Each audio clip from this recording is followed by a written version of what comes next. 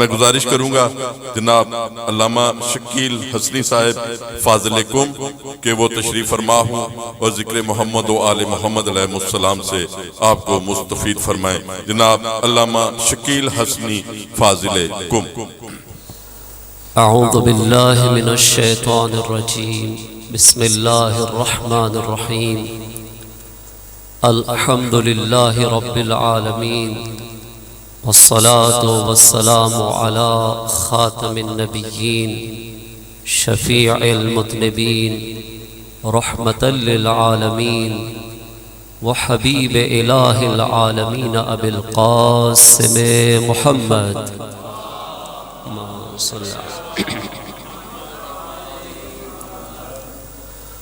والصلاة والسلام على حسین المظلوم الذي قتل في كربلاء مظلوما وأرشا، الذي قال في وقت آخره من الخيام يا أخت زينب ويا أم كلثوم ويا بنتي سكينة عليكن مني السلام، ولعنة الدائمة على أعدائهم أجمعين من الآن إلى لقاء يوم الدين.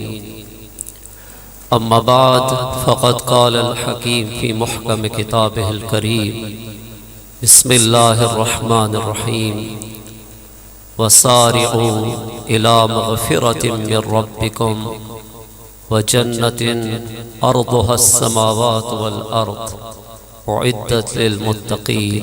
درود پڑھیے محمد و آل محمد پر۔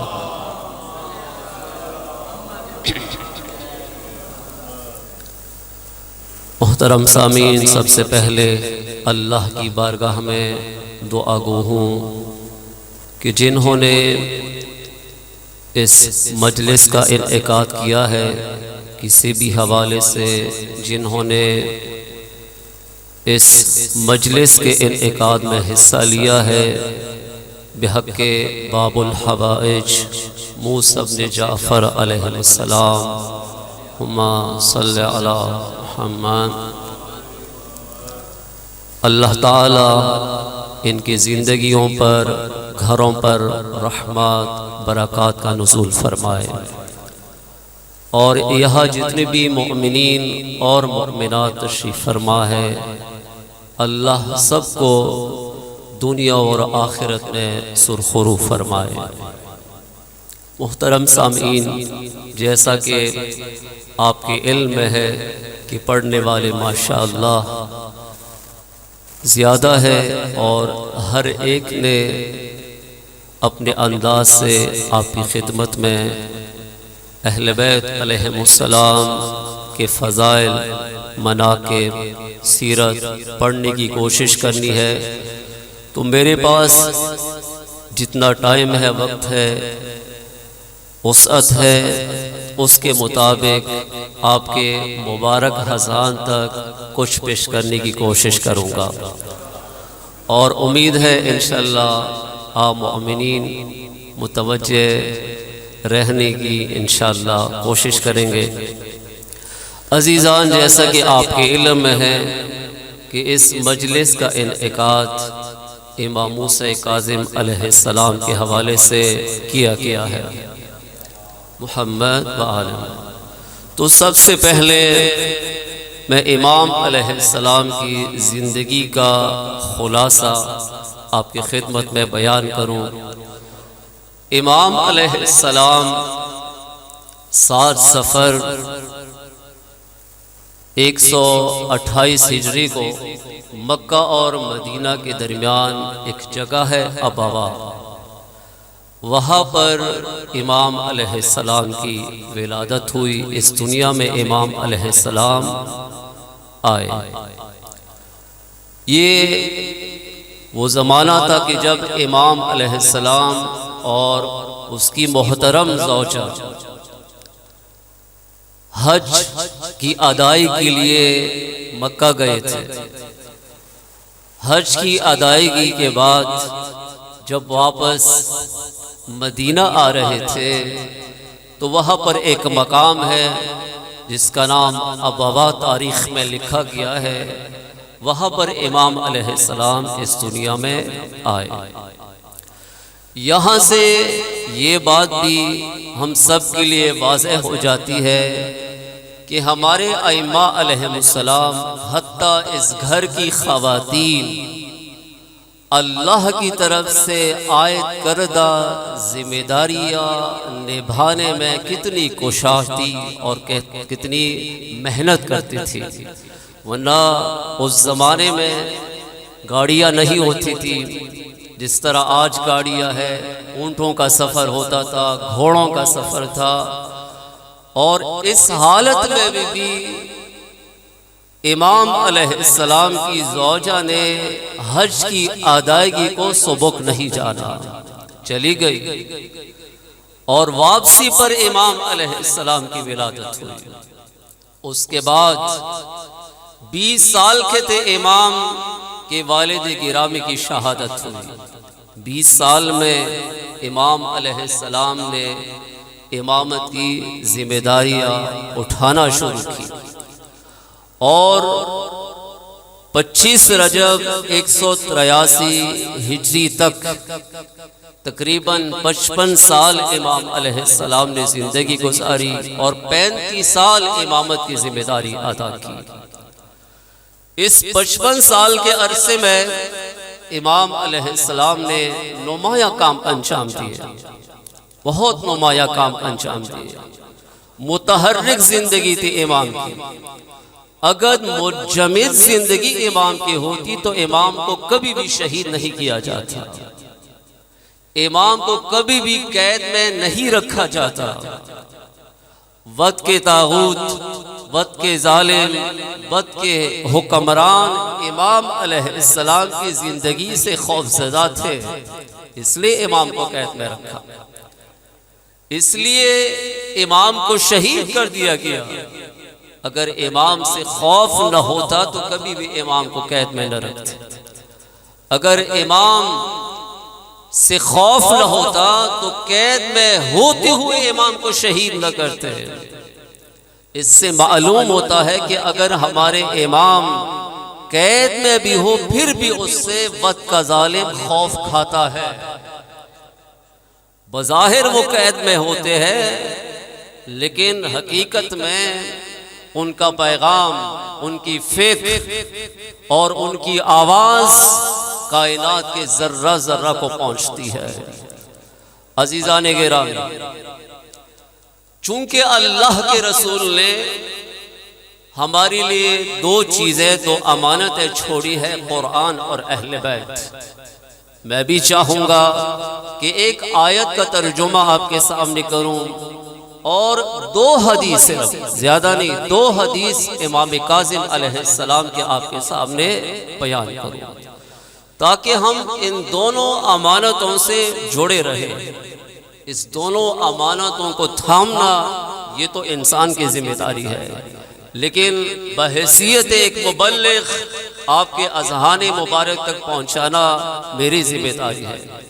قرآن مجید سورہ آل عمران آیت نمبر 133 آپ کی خدمت میں بیان کر رہا ہوں۔ اللہ ارشاد فرماتا ہے، وَسَارِعُوا إِلَىٰ مَغْفِرَةٍ مِّن رَبِّكُمْ، اے لوگو آپ جلدی کرو اللہ کی بخشش کی طرف۔ عزیزان گرامی، سمجھ میں نہیں آیا کہ اللہ نے کہا کہ اللہ کی بخشش کی طرف آگے بڑھو، ایک دوسرے سے سبقت لو، کیا مطلب؟ یعنی ان اسباب کی طرف آگے بڑھو جو اسباب بخشش خدا کا ذریعہ بنتے ہیں۔ ان اسباب میں سے ایک سبب اہل بیت کی محبت میں گریہ کرنا ہے، ان اسباب میں سے ایک سبب اہل بیت کی یاد کو منانا ہے، ان اسباب میں سے ایک سبب دینی ذمہ داریوں کو ادا کرنا ہے۔ لہذا ان اسباب کی طرف آگے بڑھو جن کی وجہ سے انسان بخشش خدا کا مستحق بن جاتا ہے۔ وَجَنَّةٍ أَرْضُهَا السَّمَاوَاتُ وَالْأَرْضُ، اور اس جنت کی طرف آگے بڑھو جس کی وسعت زمین اور آسمان جیسا ہے۔ یہ اللہ نے کیوں فرمایا زمین و آسمان؟ چونکہ انسان نے زمین و آسمان کو دیکھا ہے، ورنہ جنت کی وسعت زمین و آسمان سے بھی زیادہ ہے، لیکن انسان نے زمین کو دیکھا ہے، انسان نے آسمان کو دیکھا ہے، اس لیے اللہ نے بتا دیا کہ اس جنت کی طرف آگے بڑھو جس کی وسعت زمین و آسمان جیسی ہے۔ اعدت للمتقین، اللہ نے یہ جنت کن کے لیے آمادہ کر رکھا ہے؟ متقین کے لیے۔ اب متقین کون ہے؟ عزیزان گرامی، قرآن بالکل واضح کر دیتا ہے ہمارے لیے کہ جنتی کون ہے، جہنمی کون ہے، مومن کون ہے، فاسق کون ہے، منافق کون ہے، کافر کون ہے، سب اللہ نے قرآن مجید میں واضح کیا۔ اب متقی کون ہے؟ الذین ينفقون فی السراء والضراء، متقی وہ ہے جو آسودگی کی حالت میں بھی، تنگی کی حالت میں بھی راہ خدا میں خرچ کر دیتے ہیں۔ اور یہ اہل بیت علیہ السلام نے ہمیں سکھایا ہے۔ آپ کو معلوم ہے، معروف واقعہ ہے، صرف آیت آپ کے سامنے بیان کروں۔ وَيُطْعِمُونَ الطَّعَامَ عَلَى حُبِّهِ يَتِيمًا وَأَسِيرًا وَمِسْكِينًا، اس کے باوجود کہ ان کو ضرورت تھی، ان کو خود چاہت تھی اس کھانے کی، لیکن اپنی چاہت کے ہوتے ہوئے محبت خدا میں انہوں نے یتیم کو، اسیر کو، مسکین کو کھانا کھلایا، تنگی کی حالت میں انہوں نے کھلایا۔ اور سب سے اچھی بات یہ کہ انہوں نے کیا فرمایا؟ انما نطعمکم لوجہ اللہ لا نرید منکم جزاء ولا شکورا، ہم تمہیں اللہ کے لیے کھلاتے ہیں، نہ شکریہ کے طلبگار ہے نہ معاوضہ کے طلبگار ہے۔ انفاق وہ ہے جو انسان اللہ کے لیے کرے، ورنہ معاوضہ کے لیے تو ہر انسان انفاق کر سکتا ہے۔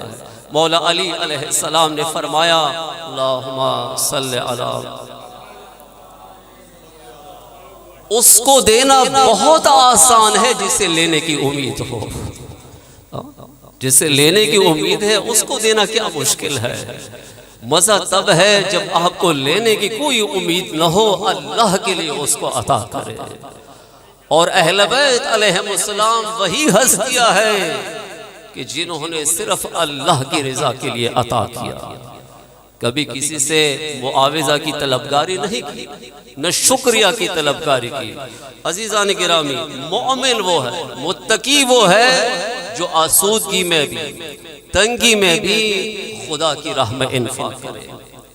والقاظمین الغیظ، متقی وہ ہے جو غصے کو پیے۔ عزیزان گرامی، والعافین عن الناس، اور لوگوں کی غلطیوں کو درگزر کرے، معاف کرے۔ آپ سے پوچھتا ہوں کہ اس وقت ہمارے گھروں میں جو لڑائیاں ہوتی ہے یا بے چینیاں ہے یا مشکلات ہے یا اختلاف ہے، اس کی بنیاد کیا ہے؟ یہ ہے کہ ہم غلطیوں کو درگزر نہیں کرتے اور معاف نہیں کرتے اور غصہ کو نہیں پیتے۔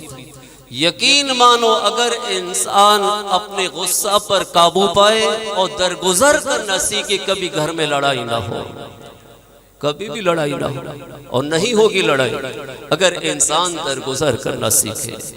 انسان اللہ سے اپنے لیے چاہتا ہے کہ وہ مجھے درگزر کرے، لیکن یہی انسان دوسروں کو درگزر نہیں کرتا۔ اگر میں چاہتا ہوں اللہ سے کہ وہ مجھے درگزر کرے، تو یہی صفت انسان اپنے اندر بھی پیدا کرے کہ وہ دوسروں کو بھی درگزر کرے۔ اور ہمارے ائمہ علیہ السلام صفات مظہر خدا ہے، جو خدا کے صفات تھے، اہل بیت نے وہی صفات دنیا میں دکھائے۔ اور آج جس امام کی یاد منائی جا رہی ہے، اس کا ایک لقب ہے القاظم، غصہ کو پینے والا۔ امام علیہ السلام کو اپنی زندگی میں بہت تکلیفیں دی گئی، بہت تکلیفیں دی گئی، لیکن امام علیہ السلام نے اس طرح زندگی گزاری کہ کبھی بھی ان سے دشمن دوست کبھی بھی ان سے ناراض نہیں ہوا۔ یہ الگ بات ہے کہ فکری طور پر دشمن خوفزدہ تھا، لیکن امام علیہ السلام کے سلوک سے کبھی بھی دشمن اس سے ناراض نہیں ہوا. سلوک ایسا تھا، کردار ایسا تھا، اور اس لیے امام علیہ السلام کا ایک لقب الکاظم ہو گیا. اچھا متقی کون ہے؟ آگے اللہ تعالیٰ ارشاد فرماتے ہیں والذین اذا فعلوا فاحشة او ظلموا انفسهم ذکروا اللہ فاستغفروا لذنوبهم. متقی وہ ہے کہ اگر زندگی میں اس سے برا کام سرزد ہو جائے.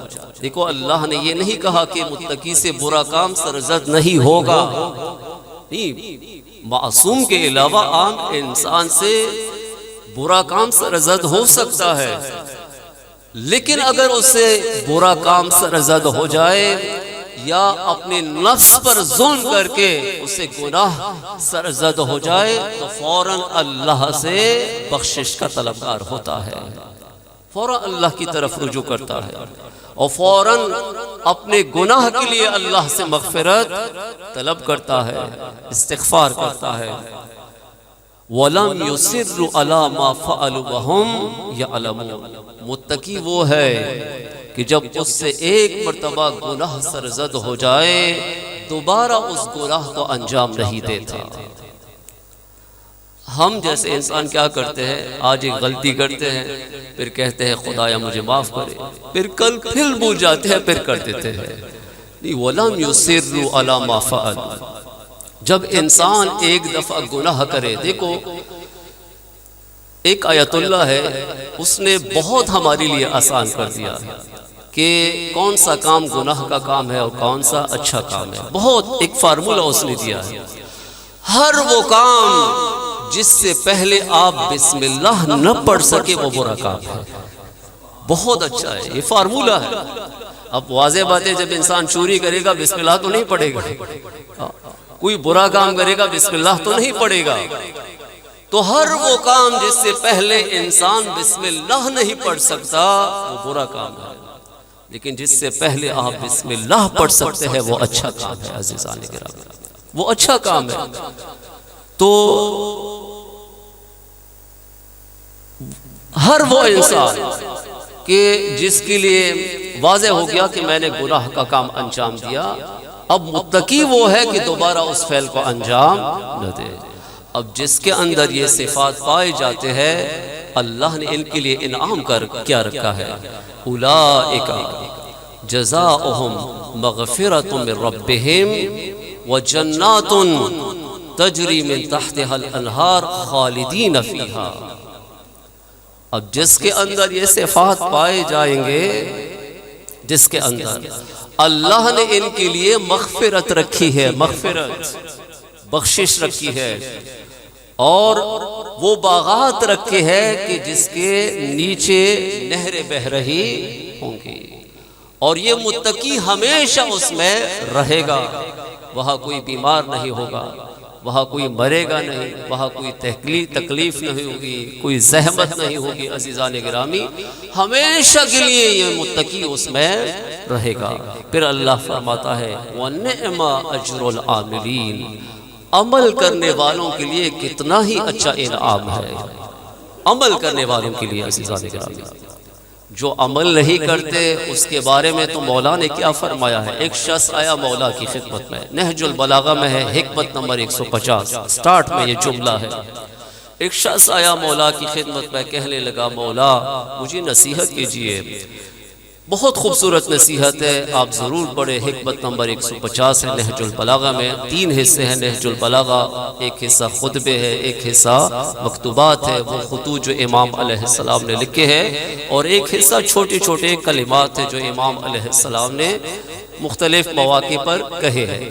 تو اس میں نصیحت طلب کی گئی، امام علیہ السلام نے نصیحت کی. سٹارٹ میں کیا فرمایا؟ فرمایا کہ وَلَا تَكُونُوا كَالَّذِينَ، یا کچھ اور الفاظ ہے، اس کا ترجمہ یہ ہے کہ ان افراد میں سے نہیں ہونا جو بغیر عمل کے آخرت میں کامیابی کی امید رکھتے ہیں. ان افراد میں نہیں ہونا. کبھی بھی ان میں نہیں ہونا. جو عمل نہیں کرتے، جو اللہ نے انسان پر ذمہ داری عائد کی ہے بالغ ہونے کے بعد کہ آپ نماز پڑھے، روزہ رکھے، اگر حج واجب ہے تو حج ادا کرے، خمس واجب ہے تو خمس دے، زکوٰۃ واجب ہے تو وہ دے، لوگوں کی غیبت نہیں کرے، جھوٹ نہیں بولے، فتنہ نہ ڈالے، قبضہ نہیں کرے، غصب نہیں کرے. یہ تمام چیزیں ہیں اللہ کی طرف سے. ایک نکتہ آپ بتاؤں عزیزان گرامی اپنے جوانوں کے لیے، آپ تنگ تو نہیں آئے ہیں انشاءاللہ، جزاکم اللہ. تو یہ اللہ نے 15 سال کا وقت کیوں دیا ہے انسان کو؟ یعنی ذمہ داری نہیں ہے بالغ ہونے تک. لڑکی کے لیے 9 سال تک اور لڑکے کے لیے 15 سال. یہ کیوں اللہ نے نہیں رکھا ہے؟ اس لیے کہ اس عرصے میں آپ دین خدا کو سیکھیں، اس کے بعد اس ذمہ داری پر عمل کرے. عزیزان گرامی یہ وقت سیکھنے کے لیے اللہ نے دیا ہے. اب مجھے نہیں معلوم کہ اس گاؤں میں سیکھنے کے لیے کوئی درسگاہ ہے یا نہیں ہے. اگر امام کے ماننے والے ہیں تو یہ نہیں ہو سکتا کہ وہاں پر دینی درسگاہ نہ ہو. یہ نہیں ہو سکتا. کیوں؟ اس لیے کہ آپ کا تعلق شہر علم اور دروازہ علم سے ہے. جس کا تعلق شہر علم سے ہو، دروازہ علم سے ہو، وہ جاہل کیسے رہ سکتا ہے؟ تو عزیزان گرامی اگر ہے تو الحمدللہ، نہیں ہے تو بناؤ. اگر انسان کھانا پینا، لباس، گھر، گاڑی، تمام چیزوں کے لیے پیسہ پیدا کر سکتا ہے، اکٹھا کر سکتا ہے، تو کیا دینی درسگاہ کے لیے انسان پیسہ نہیں بنا سکتا؟ درود پڑھیے محمد و آل محمد پر. اللہم صلی علی محمد و آل محمد. ٹائم بھی کافی ہو گیا ہے، معذرت چاہتا ہوں. عزیزان گرامی اگر ہے تو الحمدللہ، نہیں ہے تو بنانے کی کوشش کریں. اہل بیت کو وہی افراد پسند ہے جو اہل بیت کی غیر موجودگی میں ان کا پیغام دنیا کو پہنچانے کی کوشش کرے. اور اس کا طریقہ یہی ہے کہ آپ مرکز بنائیں، اس علاقے میں مرکز بنائیں اور وہاں سے اہل بیت کی تعلیمات کی پرچار کرنے کی کوشش کریں. یہ آپ کی ذمہ داری ہے. یہ نہ کہے خدا آپ سے پوچھے گا کہ آپ نے کیا یا نہیں کیا. ہماری ذمہ داری مجلس میں آ کر صرف بیٹھنا، صرف سننا یا صرف گریہ کرنا یہ نہیں ہے. عزیزان گرامی یہ کسی بھی امام نے صرف بیٹھ کر یہ نہیں کیا ہے. انہوں نے اپنے زمانے میں کام. اب جس امام کی آپ یاد پر منا رہے ہیں، انہوں نے ان سے 3000 روایات بیان ہو گئی ہے. 3000 روایات. اب واضح بات ہے کہ وہ 3000 روایات آپ کو معلوم ہے، آپ کو بتائے گئے ہیں. نہیں بتائے گئے تو کیوں نہیں بتائے گئے؟ پھر وہ میرے کیسے امام ہے کہ جس کا ایک قول بھی مجھے معلوم نہیں ہے، یا ہم نے معلوم کرنے کی کوشش نہیں کی. یہ کیسا رابطہ ہے؟ یہ کیسی محبت ہے؟ فرض کریں میں کسی سے محبت کرتا ہوں، میں ان کی فکر جاننے کی کوشش کرتا ہوں، ان کے جو کلمات لکھے گئے ہیں ان کو دیکھنے کی کوشش کرتا ہوں، سیکھنے کی کوشش کرتا ہوں، اپنی اولاد کو بتانے کی کوشش کرتا ہوں. عزیزان گرامی چونکہ میں آپ سے محبت رکھتا ہوں، میں آپ کو چاہتا ہوں، اس لیے میں تقریر نہیں کر رہا ہوں کہ آپ مجھے دوبارہ بولائیں. نہیں، اس لیے کہ امام وہ ہے. اب ایک معروف قصہ ہے عزیزان گرامی. امام علیہ السلام نے اپنے زمانے میں علی ابن یقین جو امام کے صحابی تھے، بہت خوبصورت واقعہ ہے، اور شاید حج کے سلسلے میں گئے تھے. اس نے چاہا کہ امام سے ملاقات کرے.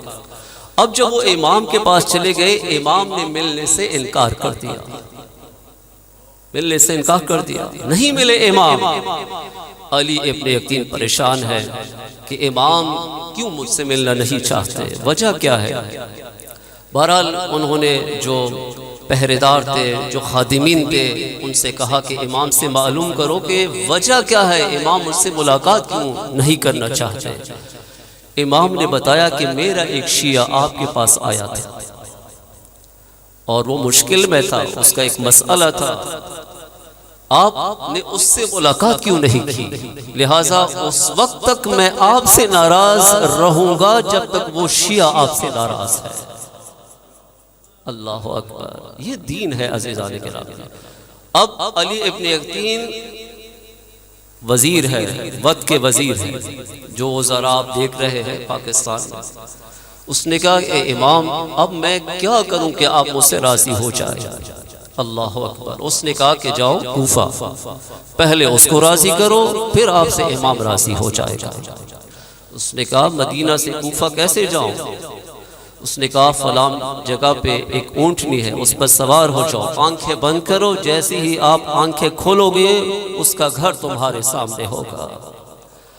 ایسا ہی انہوں نے کیا، وہ پہنچ گئے، اس نے دق الباب کیا، اس نے دروازہ کھولا، جب وزیر کو سامنے دیکھا تو تعجب میں پڑ گئے، کہا میں، کہا وزیر۔ اس نے کہا اب دروازہ کھولو۔ وہ اندر چلے گئے، اس نے مہمان نوازی کو کوشش کی تو علی ابن یقین نے کہا کہ باقی تمام چیزیں چھوڑو، آپ ایسا کرو میں اپنا رخسار رکھتا ہوں، اپنا جوتا میرے رخسار پہ رکھو۔ وہ حیران ہو گئے، کیوں؟ اس نے کہا آپ میرے پاس آئے تھے، آپ کا کوئی مسئلہ تھا، میں آپ سے ملا نہیں، امام مجھ سے ناراض ہو گئے ہیں، جب تک آپ مجھ سے راضی نہیں ہوگے امام مجھ سے راضی نہیں ہوگا۔ آپ میرے رخسار پر جوتے کا نشان بناؤ تاکہ وہ میں امام کو دکھاؤں کہ دیکھو میں نے آپ کے شیعہ کو راضی کر دیا ہے۔ اللہ اکبر۔ پر ایسا کیا۔ اب دوبارہ جب مدینہ علی ابن یقین چلے گئے تو اب عزیزان گرامی انداز الگ تھا۔ پہلے یہ ملنے کے لیے آئے تھے، اب جب یہ چلے گئے تو امام استقبال کے لیے آ گئے ہیں۔ اللہ اکبر، یا رسول اللہ، حیدری۔ عزیزان گرامی، اہل بیت ہم سے نعوذ باللہ من ذالک غافل نہیں ہے، ہم غافل ہیں۔ بہت سارے واقعات میرے ذہن میں ہیں لیکن میرا ٹائم ختم ہو گیا، میں صرف ایک حدیث بیان کروں گا، معافی چاہتا ہوں ابھی بھی ٹائم ختم ہے، لیکن ایک حدیث، چونکہ میں نے کہا کہ 3000 روایات امام علیہ السلام سے بیان ہوئے ہیں، کیا میں نے وہ سنے ہیں، کیا وہ میں نے پڑھے ہیں، کیا میں نے سننے کی کوشش کی ہے، پڑھنے کی کوشش کی ہے؟ یہ کیسی محبت ہے، سمجھ میں نہیں آتا، یہ کیسی محبت ہے، یک طرفہ محبت ہے۔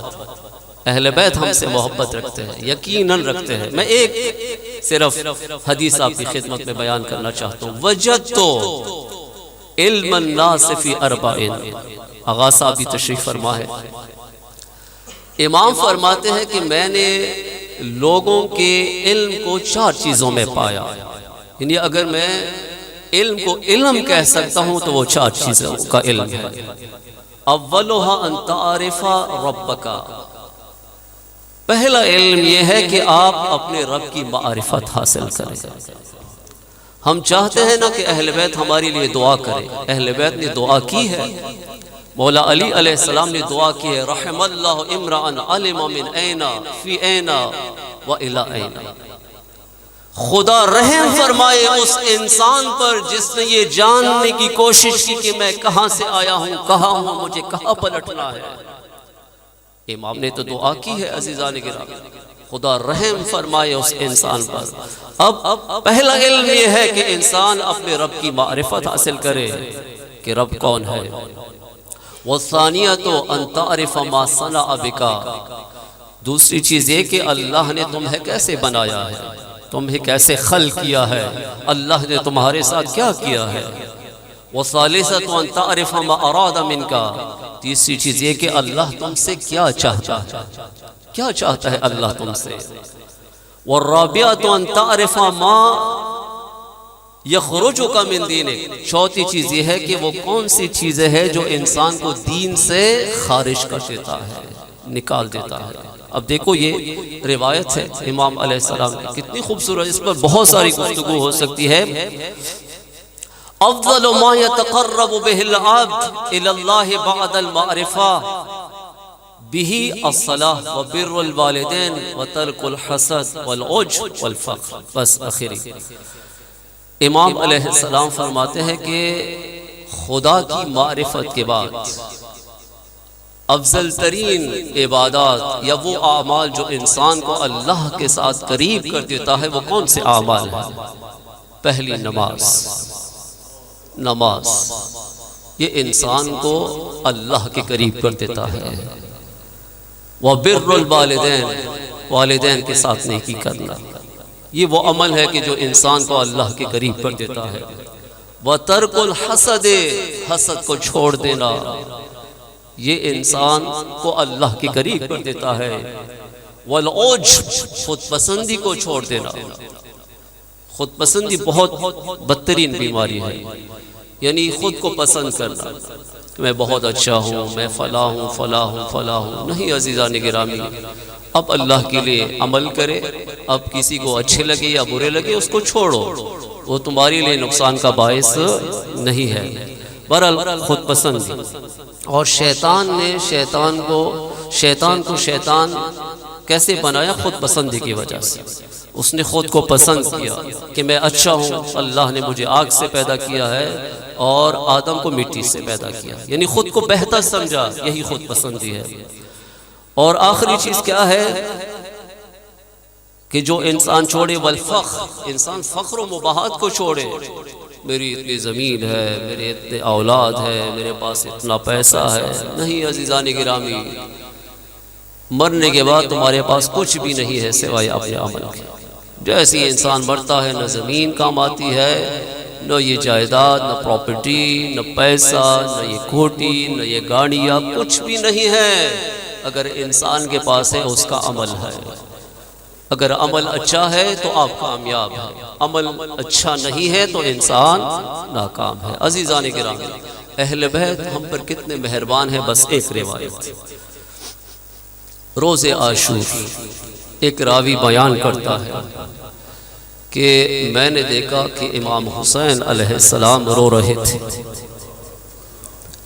میں ان کے قریب گیا، میں نے پوچھا اے حسین آپ کیوں رو رہے ہیں؟ میں نے ہر شہید کا نام لیا، ہر شہید کا میں نے نام لیا.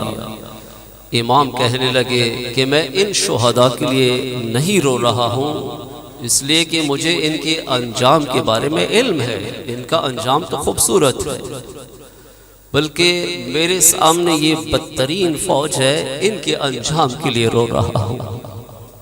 کتنے کریم ہے حسین.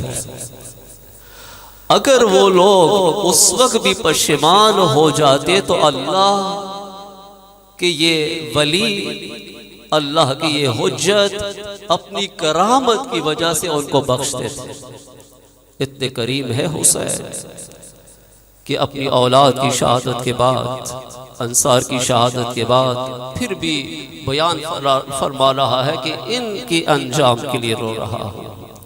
اتنے کریم ہے اہل بیت، اس میں کوئی شک نہیں. عزیزان گرامی، چند مصائب کے جملے انشاءاللہ باقی علماء ذاکرین امام کے مصائب آپ کو سنائیں گے. میں صرف چند کلمات. امام حسین علیہ السلام مکہ سے کربلا کی طرف آ رہے تھے. ایک مقام پر پہنچے، وہاں پر امام رنجیدہ ہوئے. اس کی نگاہ مسلم کی یتیم بیٹی پر پڑی اور اس کو اپنے قریب بلایا، ان سے محبت کی، سر پر شفقت کا ہاتھ پھیرا. یہ سب کچھ سکینہ دیکھ رہی تھی. قریب آئی، کہنے لگی بابا کیا وجہ ہے آج آپ اس بہن کے ساتھ، اس بچی کے ساتھ آپ ایک الگ انداز سے محبت کا اظہار کر رہے ہیں؟ حسین کہنے لگے میری پیاری بیٹی سکینہ یہ بچی یتیم ہو گئی ہے، اس لیے ان سے ایسا سلوک کر رہا ہوں. عزیزو یہ سنتا سکینہ پوچھنے لگی بابا یتیم کیا ہوتا ہے، یتیم کیا ہے؟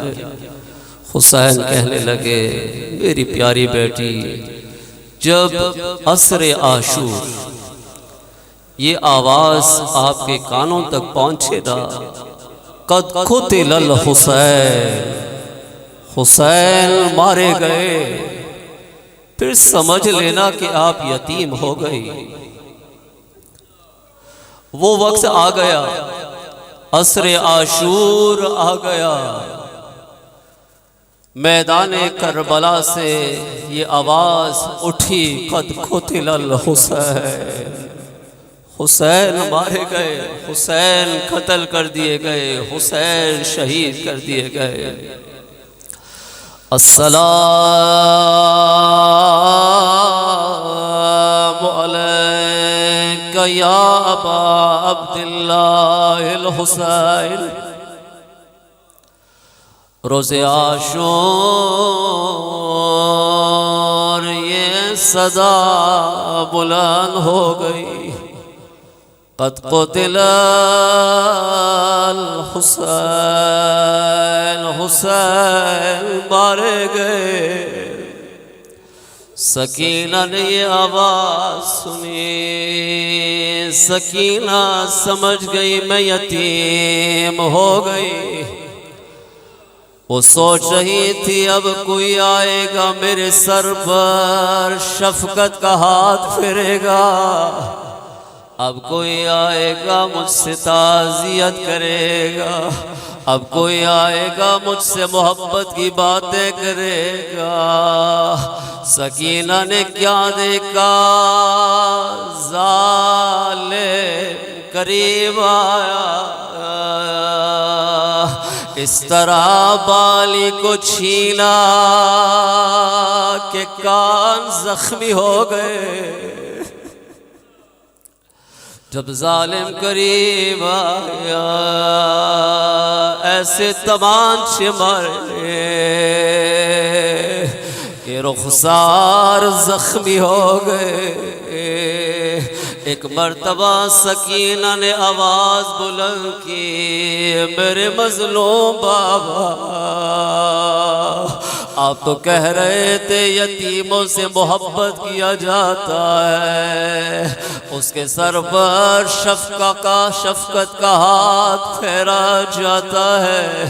بابا یہ ذرا سکینہ کے زخمی رخسار دیکھے، بابا یہ سکینہ کے زخمی کان دیکھے، فریاد یا حسین۔